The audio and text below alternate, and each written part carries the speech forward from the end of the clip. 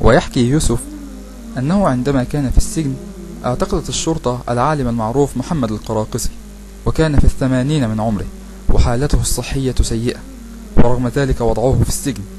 كان القراقسي يرتدي نظارة طبية سميكة يرى بها الشيء القليل وبصورة مهزوزة، وكان الحراس القصاة يتخذون من عجزه مادة لألعابهم، وكانوا يضربونه بالصوت من ورائه ويسألونه أن يدلهم عمن ضربه، ومهما كانت إجابته يعتبرونها خاطئة، وبناء عليه يعيدون ضربه مرة أخرى.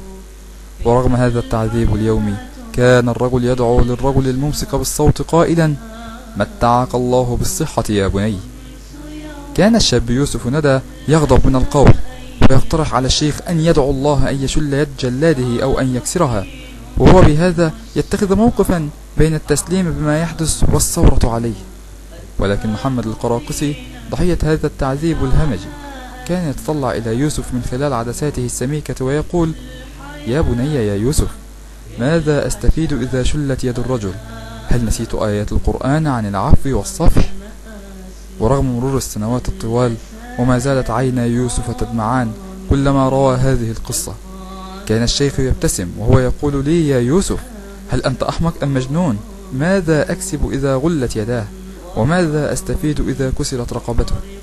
ربما يحسن الله إليه فيتغير ويلحق بالآخرين، فيصنع شيئا فيه خير للناس وللإسلام. ونظرت إليه: نعم، أحدنا مجنون، إما هو وإما أنا. رغم كل ما أصابه لم يغير موقفه، ظل يريد الخير للآخرين. كان الشيخ أكثر نقاء مني، وكان هذا درسا لا ينسى.